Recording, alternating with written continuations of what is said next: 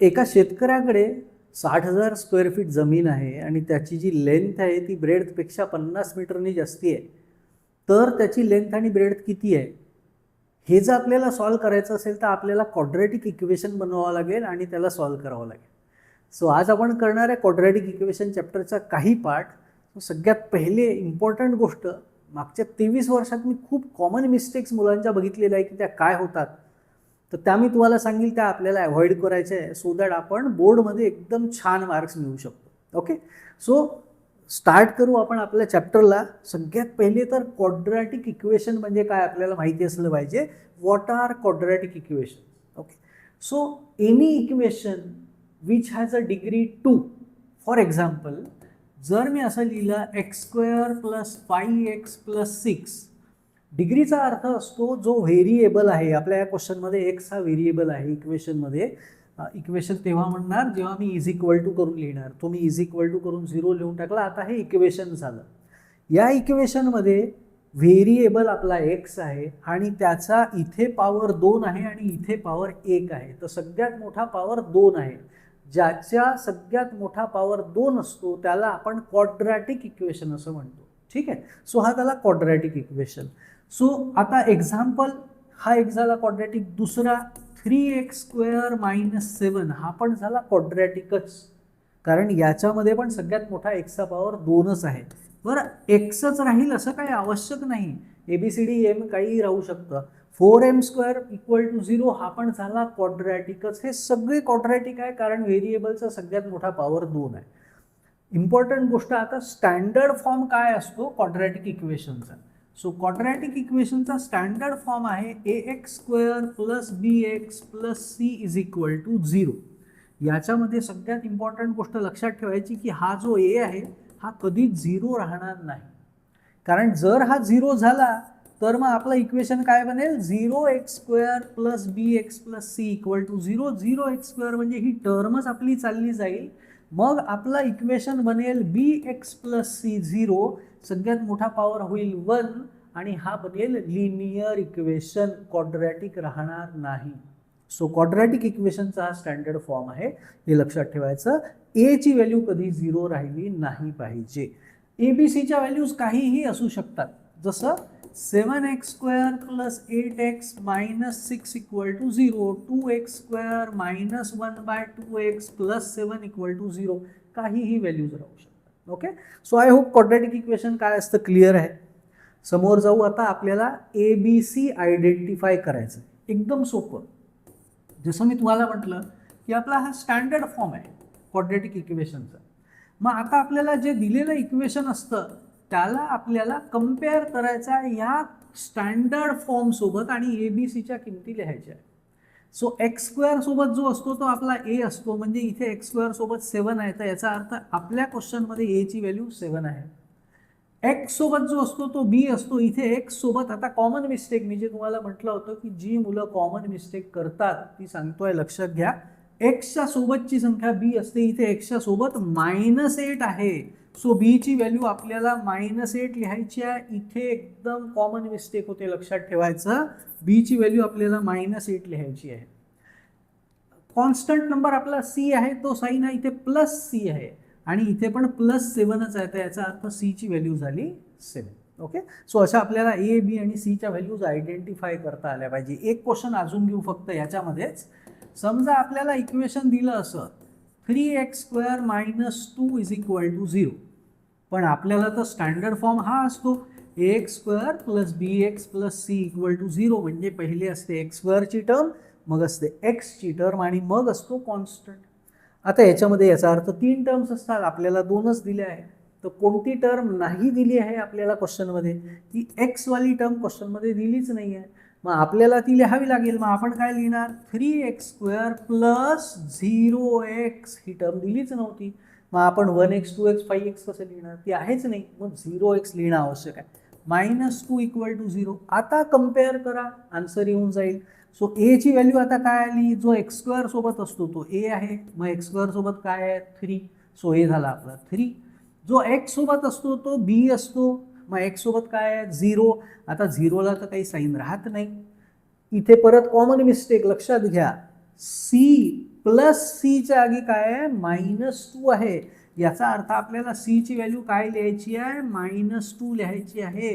Common mistake लक्ष द्या, important आहे. ओके चला, आय होप तुम्हाला आत्तापर्यंत आपण जो पार्ट केला तो तुम्हाला नक्की लक्षात आला असेल. जर तुम्हाला काही डाऊट वाटला तर तुम्ही परत एकदा व्हिडिओ बघू शकता किंवा मला कॉमेंट बॉक्समध्ये जाऊन विचारू शकता.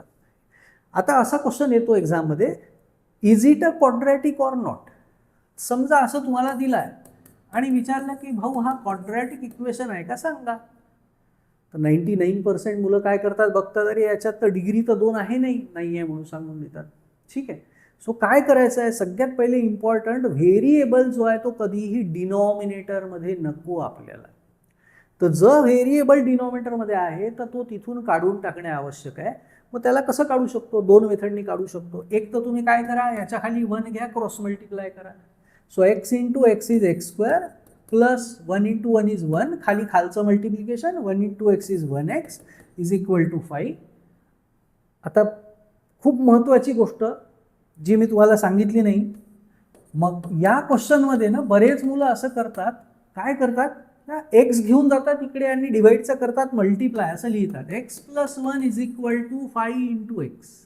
हे झालं चूक आपलं, कारण हा जो एक्स आहे हा पूर्ण याला डिवाइड नव्हता, होल डिवाइड नव्हता, फक्त 1लाच होता. आता हा डिवाइडचा इकडे जातच नाही. केव्हा जातो, जेव्हा आता आपण क्रॉस मल्टिप्लाय केला, आता तो होल डिवाइड आहे, मग हा इकडे जातो आणि डिवाइडचा मल्टिप्लाय होऊ शकतो. मग आपला आता आन्सर आला x square plus 1 equal to 5x. आता जर तुम्ही बघितलं तर तुमच्या लक्षात येईल की याची डिग्री तर 2 आहे. याचा अर्थ हा आहे क्वाड्रॅटिक इक्वेशन. म्हणजे जस्ट बघून आपल्याला सांगायचं नाही आहे, सिम्प्लिफाय करावं लागेल तर सिम्प्लिफाय करायचं आहे आणि मग सांगायचं आहे क्वाड्रॅटिक आहे की नाही. ठीक आहे, स्टँडर्ड फॉर्ममध्ये जर करायचं असेल याला तर आपण काय करू, स्टँडर्ड फॉर्ममध्ये करण्यासाठी आपला स्टँडर्ड फॉर्म काय असतो, ax square plus bx plus c equal to 0. म्हणजे पहिले एक्स स्क्वेअर पाहिजे, मग एक्स पाहिजे, मग कॉन्स्टंट पाहिजे, इज इक्वल टू 0 पाहिजे. मग मी काय करेल, फक्त 5xला इकडे आणेल.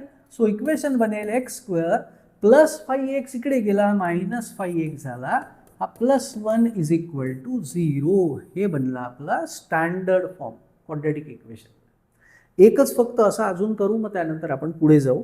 ठीक आहे, आता याच्याच मध्ये अजून एक क्वेश्चन, समजा असा दिला x minus 2x plus 3 is equal to 0. विचारला क्वाड्रॅटिक आहे का सांगा. परत तीच चूक करायची नाही आहे, डायरेक्ट एक्सला पॉवर बघून सांगायचं नाही आहे की यार एक्सचा पॉवर तर 1 आहे तर याचा अर्थ हा तर क्वाड्रॅटिक राहू शकत नाही.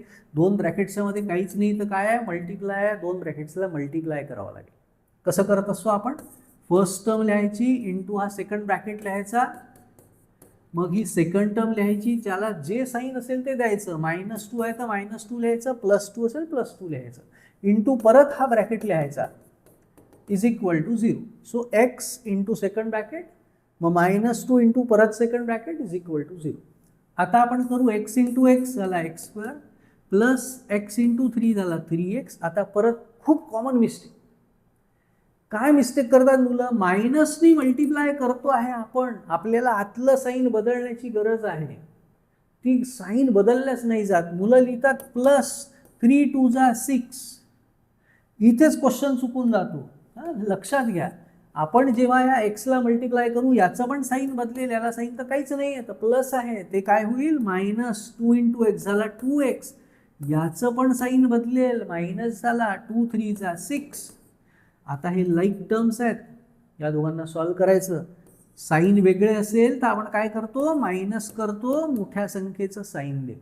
So x square plus 1x -6 equal to 0. So हा सुद्धा आहे क्वाड्रॅटिक इक्वेशन, ऑलरेडी स्टँडर्ड फॉर्ममध्ये आहे. तो आय होप तुम्हाला या दोन्ही तिन्ही गोष्टी लक्षात आल्या आहेत. रूट्स म्हणजे काय असतं बरं.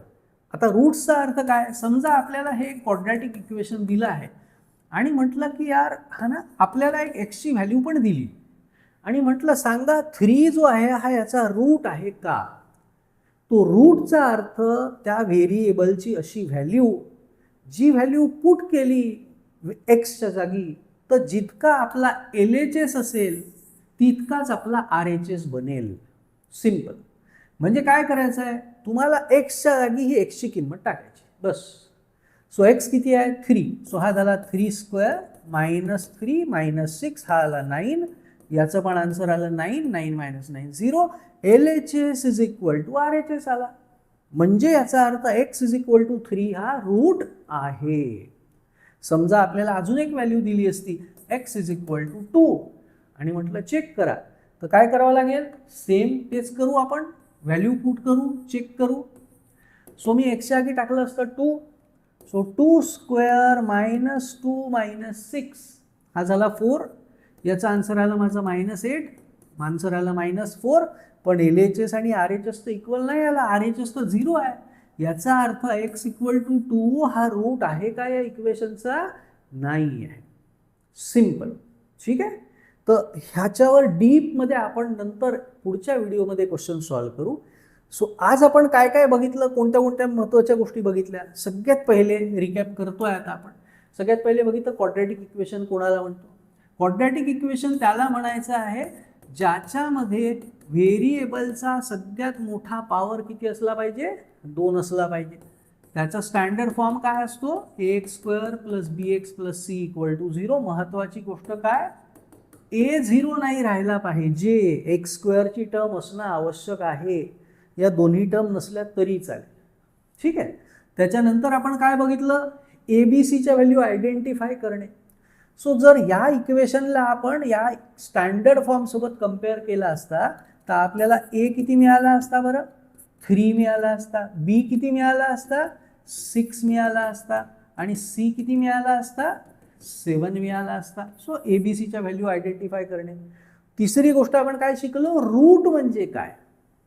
तो रूट कसं काढायचा आहे, कसं ओळखायचं आहे? आपल्याला समजा एखादा इक्वेशन दिला आहे आणि आपल्याला म्हटलं की चेक करा 10 हा या इक्वेशनचा रूट आहे का?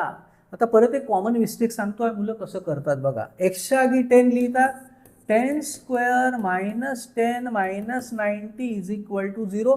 पहिलेच इज इक्वल टू 0 लिहून ठेवूनच देतात. माहिती थोडीच आहे इक्वल येणार आहे की नाही येणार आहे, म्हणून पहिलेपासून इक्वल लिहून ठेवायचं नाही आहे. काय करायचं आहे आपल्याला? सेपरेट पार्ट करायचा आहे. LHS RHS आपल्याला फक्त लिहायचं आहे LHS आणि त्याच्यामध्ये व्हॅल्यू टाकायची आहे. RHS वेगळा राहू द्यायचा आहे. RHS आपला काय होता? 0. आता यालाच फक्त सॉल्व्ह करायचं. याचा आन्सर आलं 100. याचं पण आन्सर आलं 100. शेवटी आला 0. मग आपल्याला लिहायचं आहे की येस बॉस LHS आणि RHS इक्वल आला आहे.